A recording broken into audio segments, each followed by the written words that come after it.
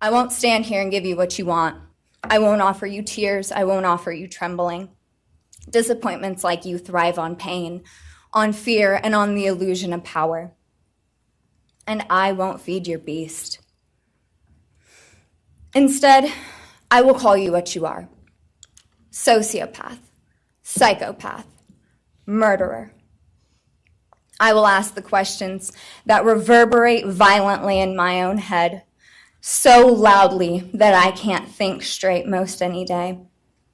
Some of these might be familiar, so sit up straight when I talk to you. How was your life right before you murdered my sisters? Did you prepare for the crime before leaving your apartment? Please detail what you were thinking and feeling at this time. Why did you choose my sisters? Before making your move, did you approach my sisters? Detail what you were thinking and feeling. Before leaving their home, is there anything else you did? How does it feel to know the only thing you failed more miserably at than being a murderer is trying to be a rapper? Did you recently start shaving or manually pulling out your eyebrows? Why November 13th?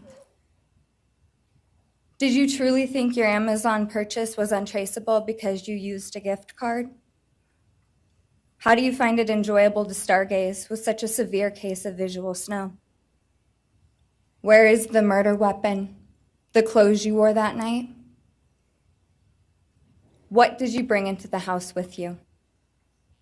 What was the second weapon you used on Kaylee? What were Kaylee's last words? If you were really smart, do you think you'd be here right now? What's it like needing this much attention just to feel real? You're terrified of being ordinary, aren't you? Do you feel anything at all? Or are you exactly what you always feared? Nothing. If you're so powerful, then why are you still hiding, defendant? You see, I'm here today as me. But who are you? Let's try to take off your mask and see. You didn't create devastation. You revealed it in yourself. And that darkness you carry, that emptiness, you'll sit with it long after this is over. That is your sentence. And it was written on the wall long before you ever pled guilty. Lurking in the shadows made you feel powerful because no one ever paid you any attention in the light.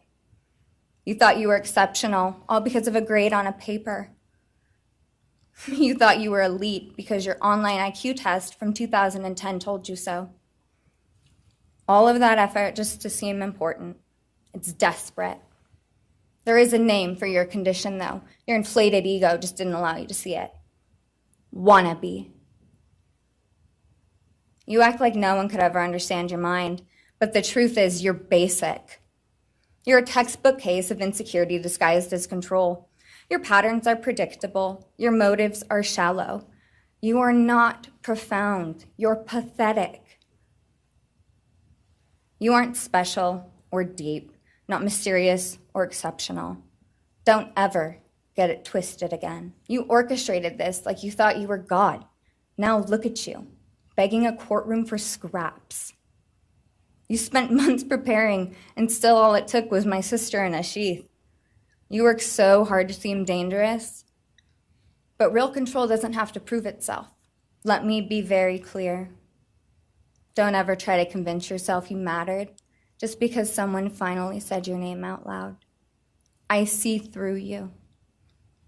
You want the truth? Here's the one you'll hate the most. If you hadn't attacked them in their sleep, in the middle of the night, like a pedophile, Kaylee would have kicked your fucking ass. Thank you. Thank you.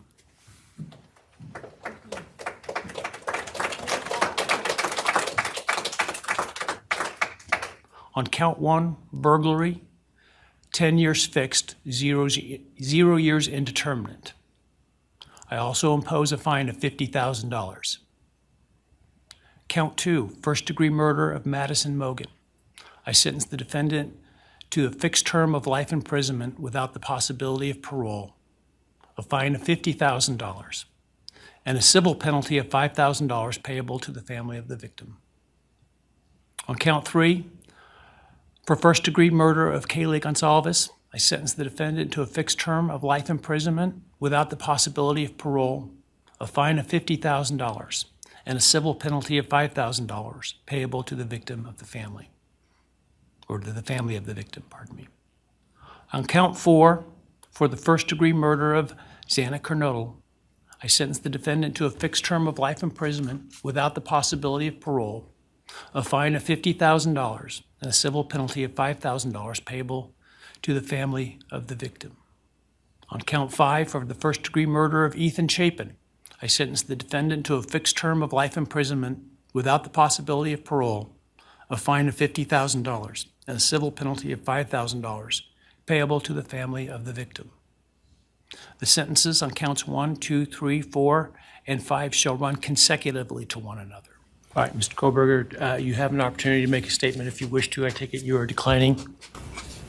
I respectfully decline. Well.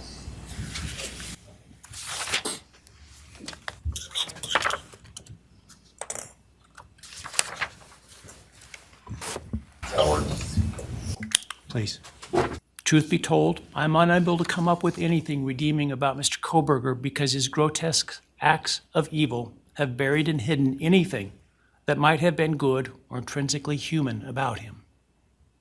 His actions have made him the worst of the worst.